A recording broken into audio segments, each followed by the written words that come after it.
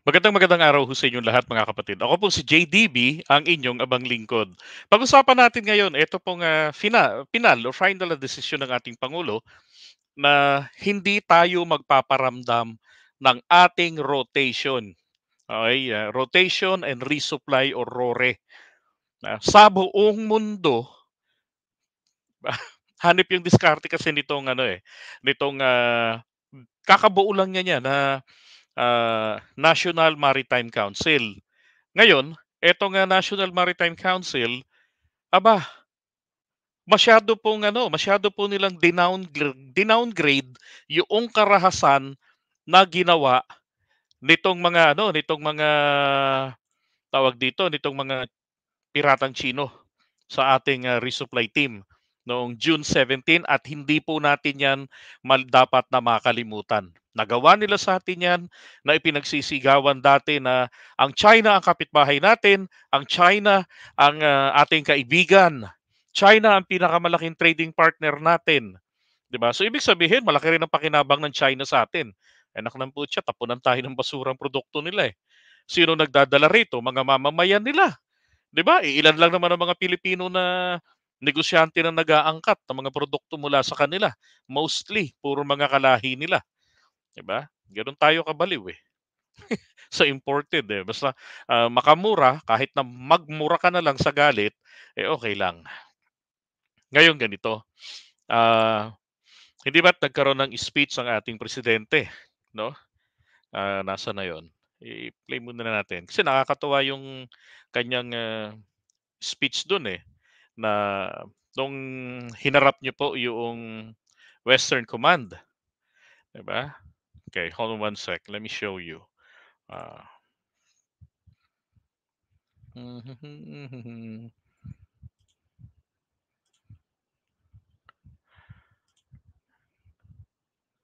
eto.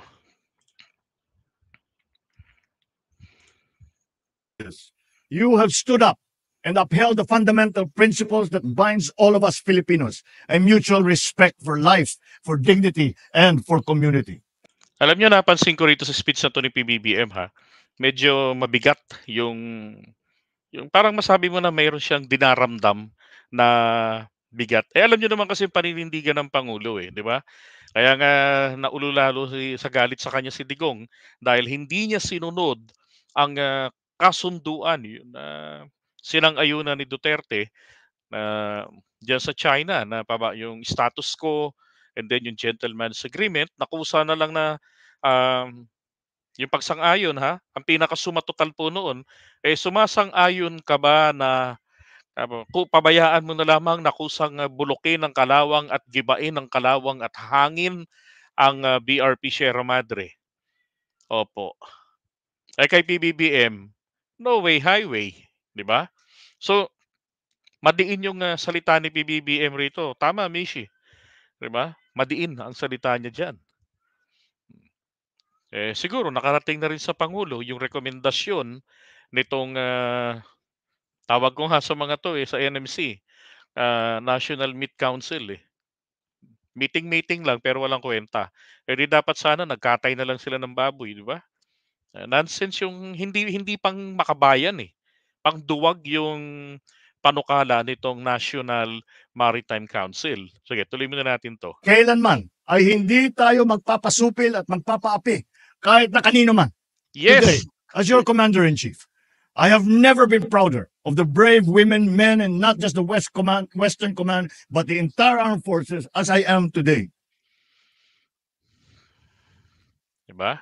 I salute the 80 officers and troops who sailed the waters and exercised the greatest restraint amidst intense provocation. You demonstrated to the world that the Filipino spirit is one that is brave, determined, and yet is compassionate. I reassure you that you have the entire nation behind you, praying for your safety, praying for your success.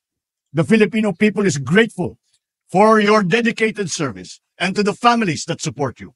Let me, of course, mention Seaman First Class Underwater Operator Jeffrey Facundo, who was harmed and was injured in the recent incident. So as we award these medals, we remember that on June the 17th, we made a conscious and deliberate choice to remain in the path of peace. The government Okay. So, akala nung iba rito sa pagkabanggit niya niyan, parang sumasang-ayon na ang ating presidente doon sa rekomendasyon kasi putik putik may nasaktan na, 'di ba? Tapos yung sinasabi pa nung iba, hindi naman natin kaya. O hindi nga natin kaya makipaggiyera. Ang tanong, gusto ba ng ang China makipaggiyera? Gusto ba nilang 'di ba? Oo, mamamatayan tayo pare-pareho, pero ang isang bagay na sigurado rito, disgrasyang malaki ang aabutin nila at hindi ako nakakasiguro kung makaka-recover agad sila do'n. Pilipinas, we are very resilient and that is proven.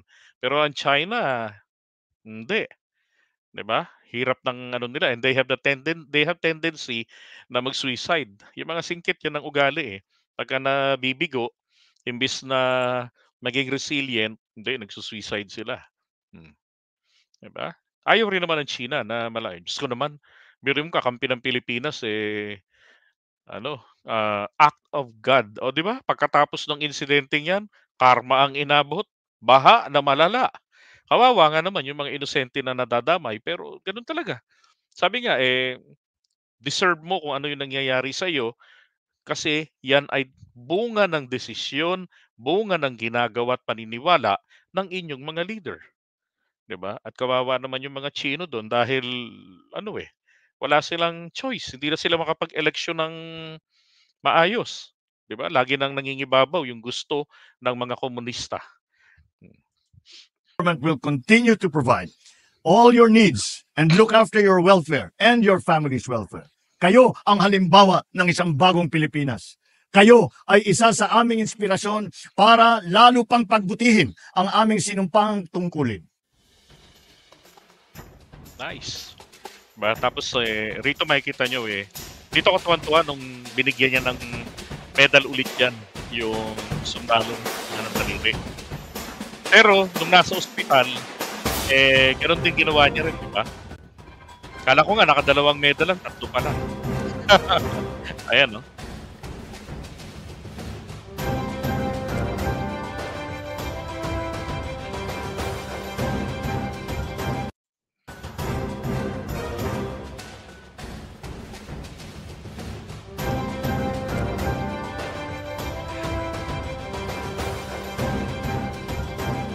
Pero alam niyo galit na galit yung mga ano diyan, yung mga maka-China. Kasi sabi, yung presidente niyo tatawa-tawa pa sa harap ng sundalong naputulan ng daliri, sabi nila. Kako, bakit anong problema niyo na naman? Bah, hindi kaya masarap maputulan ng daliri? Uti kayo, tuliin nga lang masakit, yung maputulan ka pa ng daliri, 'di ba? Pero dun sa mama, naputol na yung daliri niya, pero hindi po nawala ang espiritu ng katapangan niya, 'di ba? Nanatili siyang brave, nanatili siyang matapang. Oh, 'di ba? At 'yan ang, magandang katangian, hindi yung kasabihan, yung joke na, "Apokpok, abraso, hindi atakbo. Apitik, adulo, autin, atakbo, atulin." Ngayon, aputol ang daliri, atakbo, atulin, yun yata yung gusto nilang mangyari, 'di ba? Kaso hindi, etong naputulan ng daliri, willing pa siyang bumalik ng BRP Sierra Madre, 'di ba?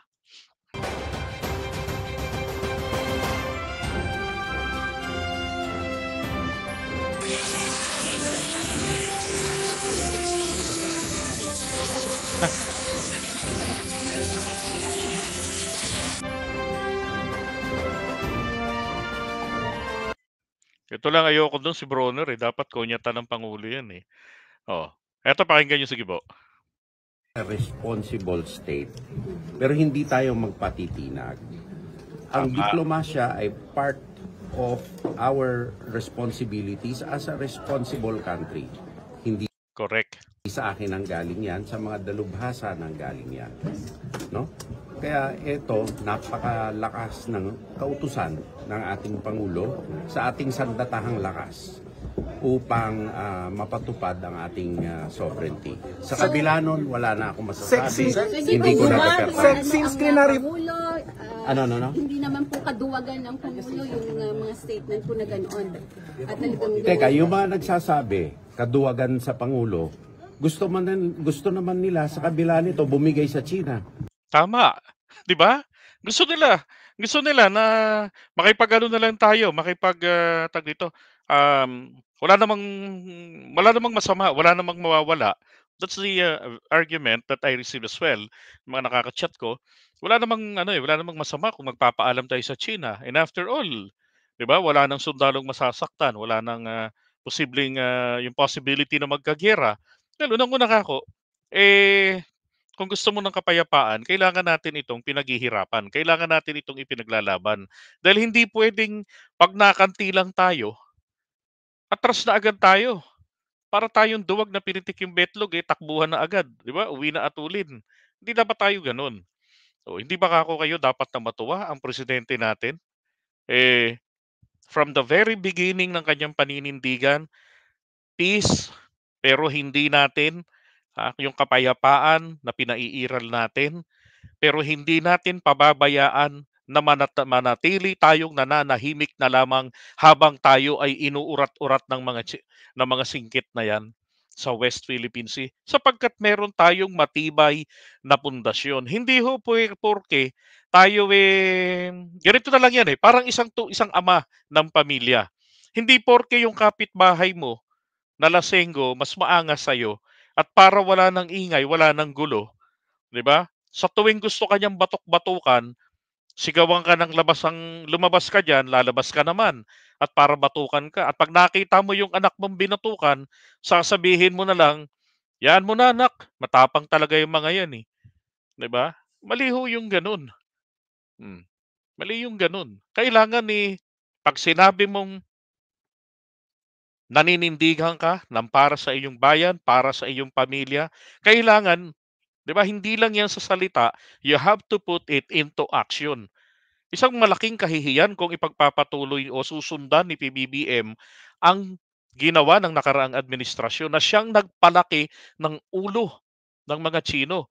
At ang sigurado po dito, pagka ginawa niya yon, kawawa po ang susunod na presidente ng Pilipinas.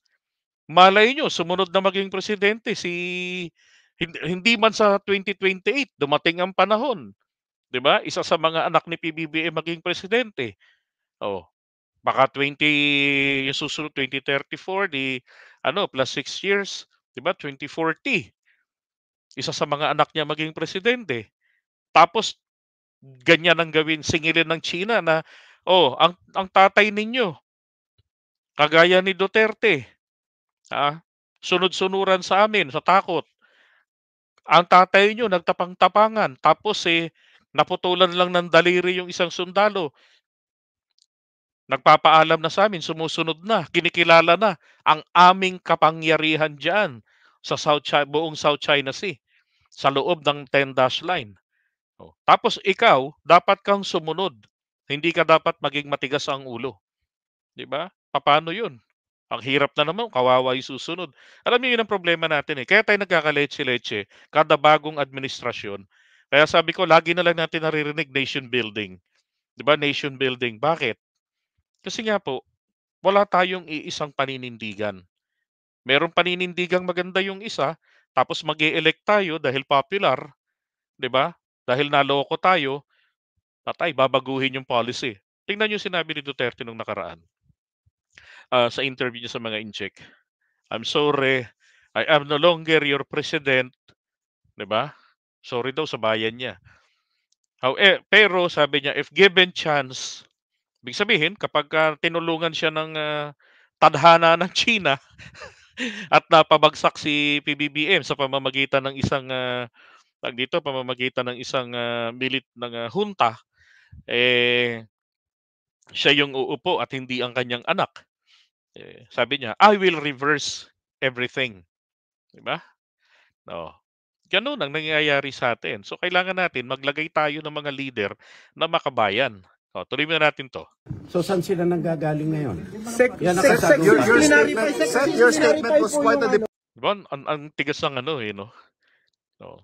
Sabi niya, saan sila nanggagaling? Ibig sabihin, ano yung foundation nitong mga tao na nagsasabi na dapat nating, para sa ngalan ng kapayapaan, pagbigyan na lang natin yung gusto ng China, and after all, para walang gulo, 'di ba? Yun pong mga tao na yun, hindi po nila naiintindihan. Sa mga ordinaryo, hindi nila naiintindihan ang consequences nito. Pero yan po ay malaking problema kapagka ang naging leader ng bansa ay ganun din ang mindset, hindi nakakaintindi ng tinatawag na political gestures. Tayo nga pinupuwersa na ng China, 'di ba? Na maging marahas. Oh, pinoprovoke tayo. So tayo naman, nanatiling professional yung mga sundalo natin, imbis na pagbababarilin yung mga yun, binuhusan na lang ng tubig, siguro tubig ulan yun o may ano, malabo namang arinola yung binuhos, 'di ba? Binato. Oh, yung naputulan naman ng daliri, hindi naman ito naputulan ng daliri dahil sa taga.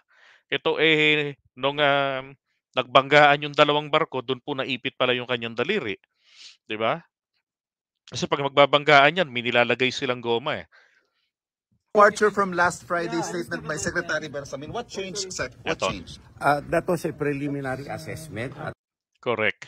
the time, but after the trip of the President to Palawan, nag-firm up na yung conclusion na talagang deliberate incident. Responsible state. Ang ibig sabihin niya, ni Gibo, pagkatapos daw na unang-una yung National Meat Inspection, yung National Maritime Council, the NMC, kaya nga na sinasabi nito ni Sir Carlos, no, is only recommendatory council. Tama po kayo, 'di ba? Kaya lang ang hindi maganda rito yung naging recommendation nila kasi ang dating naduwag tayo.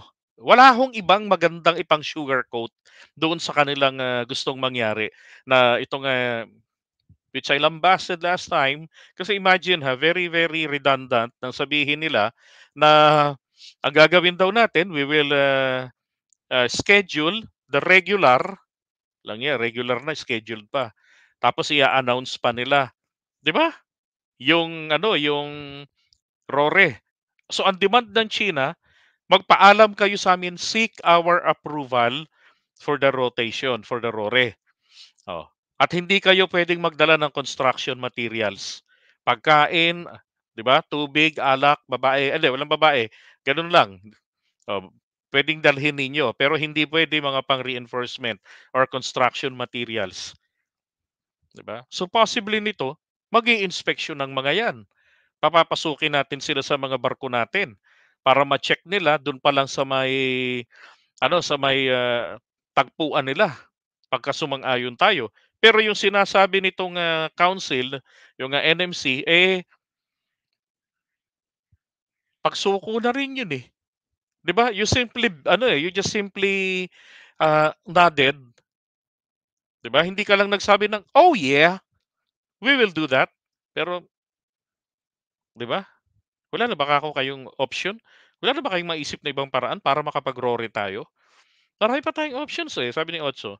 Parang hindi dumaan kay PBBM ang message ni Bersamin, ng NMC. Dumaan po sa ating Pangulo yun. Naalala ninyo yung kanyang sinabi doon sa kanyang speech na sabi niya huwag nyo naman, yung may binanggit siyang acquiescence, huwag nyo namang ipagkamali na ito ay pagsuko. Ganon, yung pagsang-ayon sa kanilang kagustuhan. Pero obligasyon natin na panghibabawin ang kapayapaan. Meron ganong statement ang Pangulo. Pero hindi ito ang final. Then, what happened is this. Ito hong si uh, future President Gibo Teodoro, Nax. Ito ang nakapagpakumbinsi po o nakapagkumbinsi kay PBBM. Kasi siya naman po talaga dapat ang kinausap ni PBBM eh. Yung nasa niya, yung nasa Defense Department po talaga dapat ang kinausap dito ng Pangulo. Now, tingnan niyo tong article, Manila Bulletin. Sabi rito,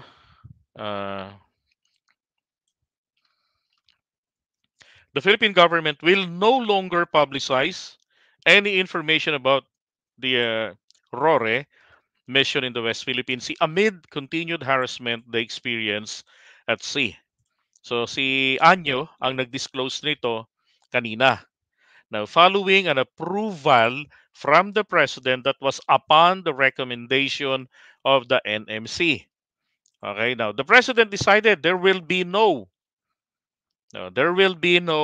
publication. So, ibig sabihin, nagkaroon ng pagsang-ayon ng Pangulo natin sa payo nitong NMC. And then later on, nagmakausap siya. Kasi ang sinasabi po nitong NMC is very misleading. Hindi ba sinasabi nila dati, probably ito po ay isang misunderstanding. Diba? Misunderstanding. Papaano magiging misunderstanding yun, di ba? O shout out kay kapatid na Don Kenkoy. Magandang gabi sa inyo sir diyan sa Cavite. Di ba? Paano mangyayari yung ganun? Na misunderstanding, nag-aaway na nga tayo. Di ba? Nagdidemand na nga ang China. We fully understood the demand of the Chinese government. Magpaalam tayo. Which is tantamount to recognition recognition to their dominion, to their claim na kanilang teritoryo yan at tayo ay squatter lamang dyan gaya ng sinasabi ni Enrile na tayo po ay mga squatter lang. Now, sabi nga rito, the President, there will be no publication at all in the future. But Rory is regular and routine activity of the government to resupply soldiers.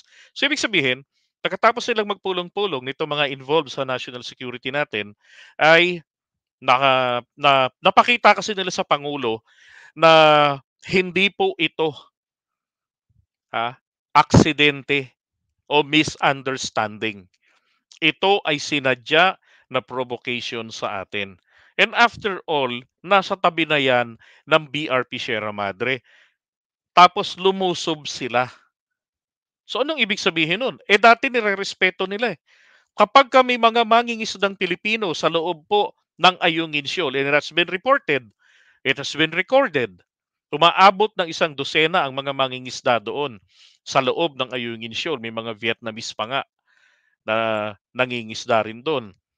Darating itong mga incheck, naka-rubber boat, naka-rib, itataboy sila. Ang gagawin ng mga naka-istasyon sa BRP Sierra Madre, bababain nila yan at naka-rubber boat, itataboy nila yung mga incheck.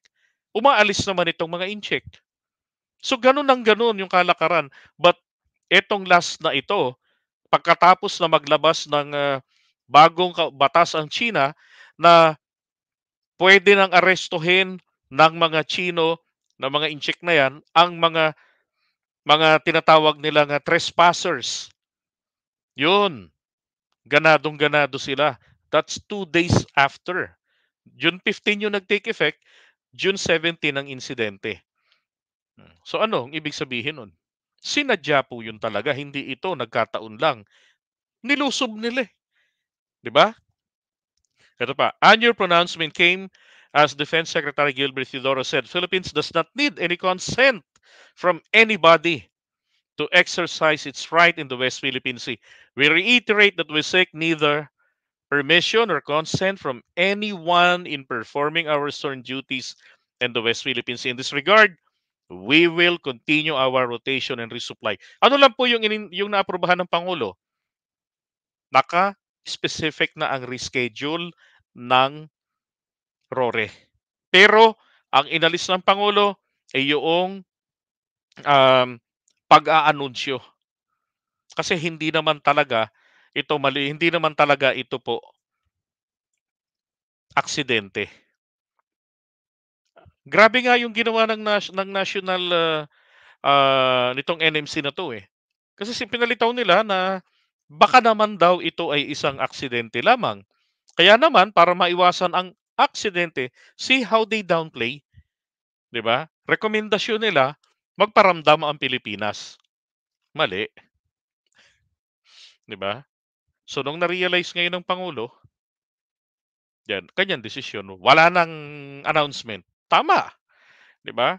So, sabi nga pero teka, sino ba yung mga miyembro noon? Mga Duterte boys yung mga miyembro doon eh. Ito si Bersamin.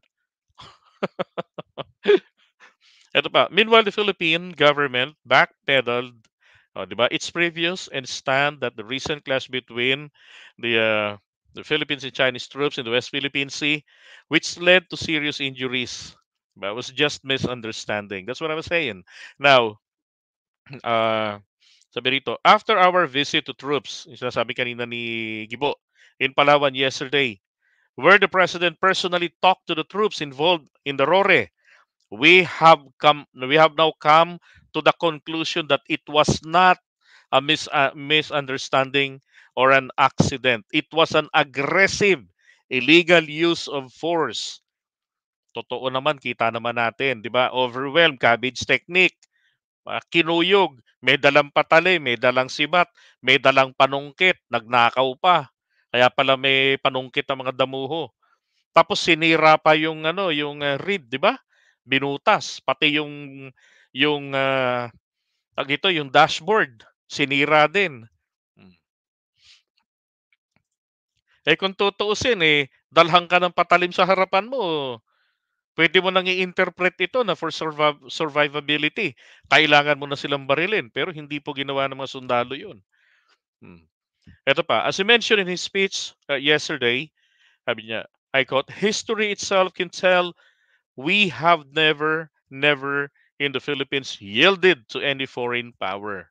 Sabi, we owe to our forefathers the duty to keep the freedoms that they fought, bled, and died for, and that they presently enjoy.